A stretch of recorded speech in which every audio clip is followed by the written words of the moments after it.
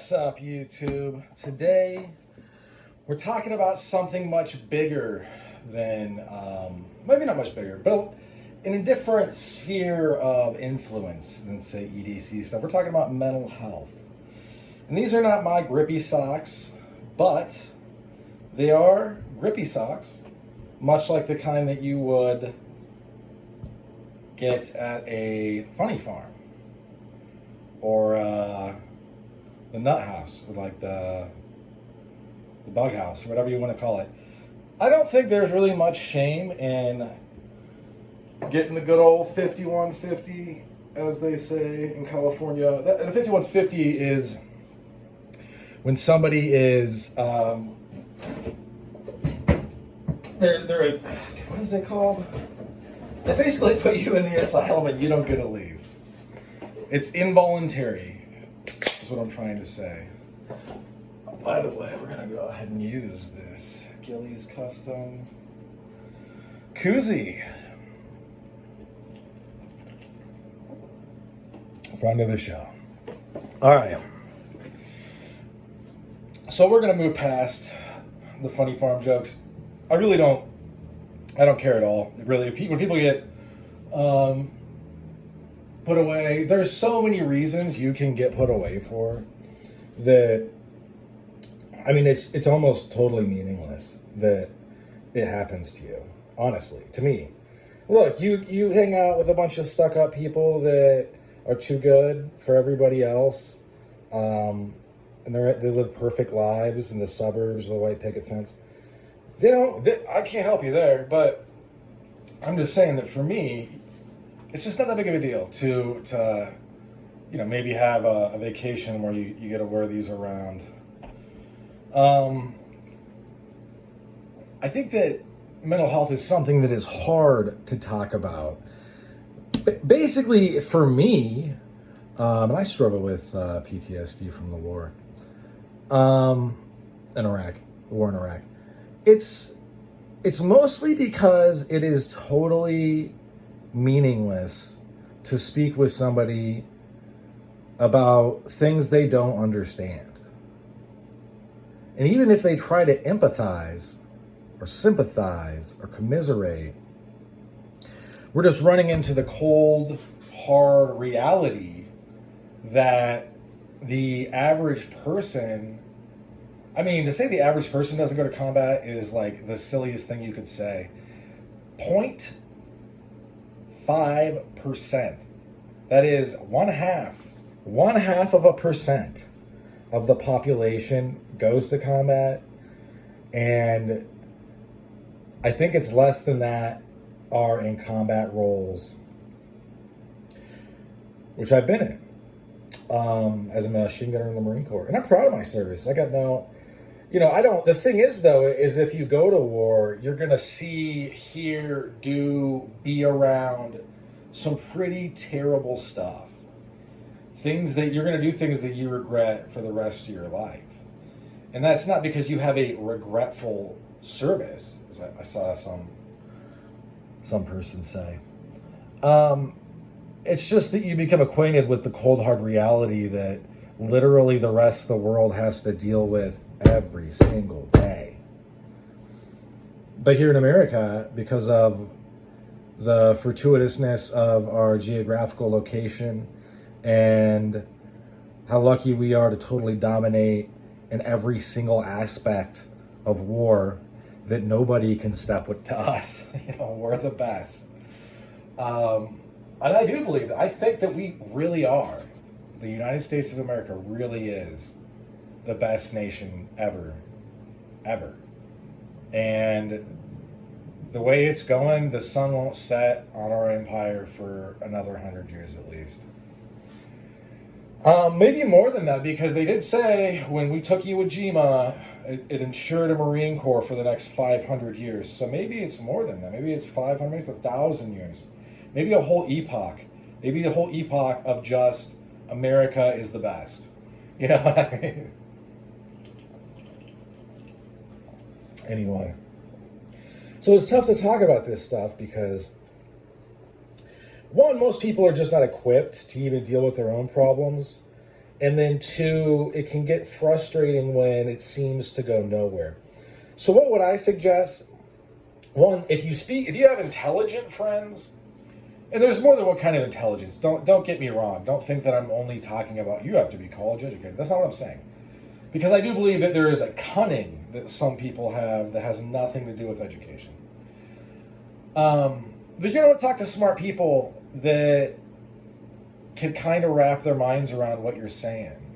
You're going to want to journal a lot, probably. And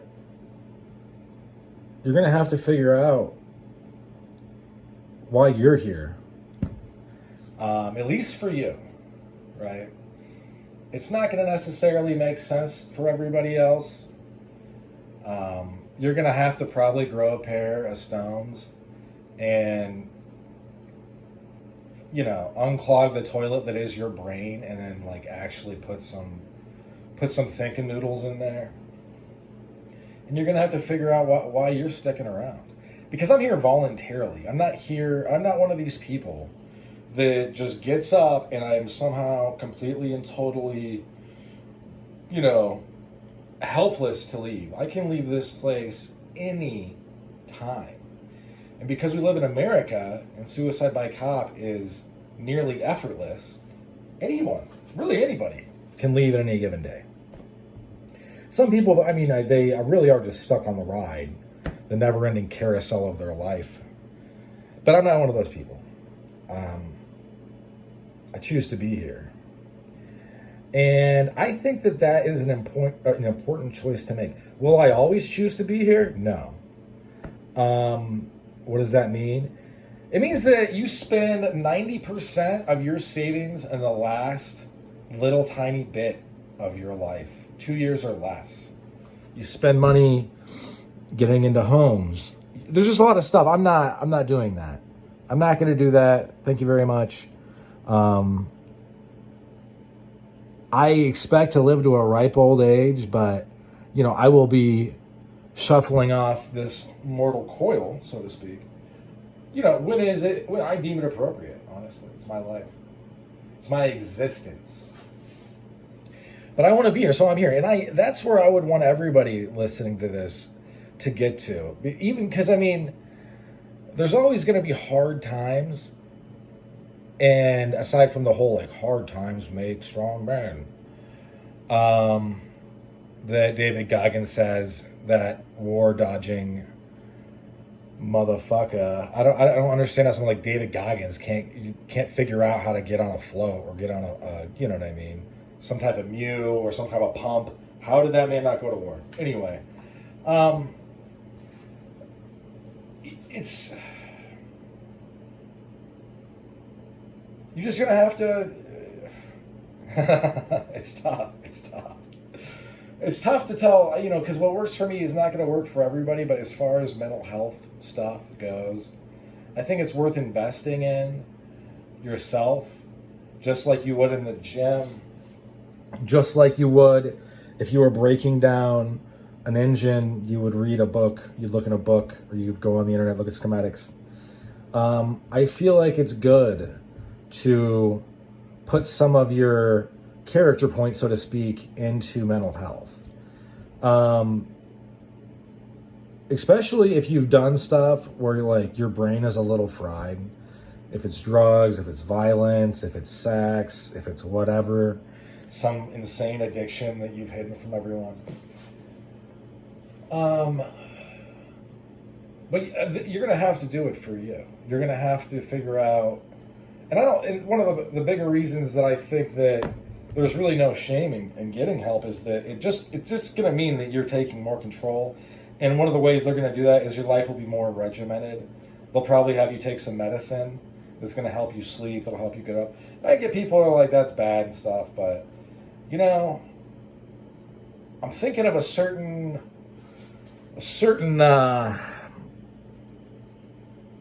I'm not trying to be sketchy. So the Nazis, the pills worked for them. You know what I mean? They took the meth. It worked. So I'm not saying that you should do meth now.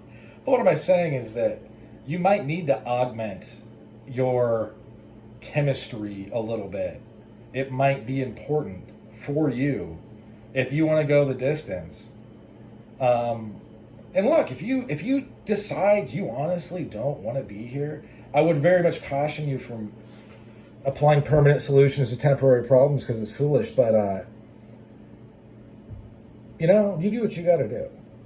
But I know that I would say 99.999% of people, they take a hard look at who they are, their shortcomings, deficiencies, the things that are good, and a picture comes into focus that it's a livable picture.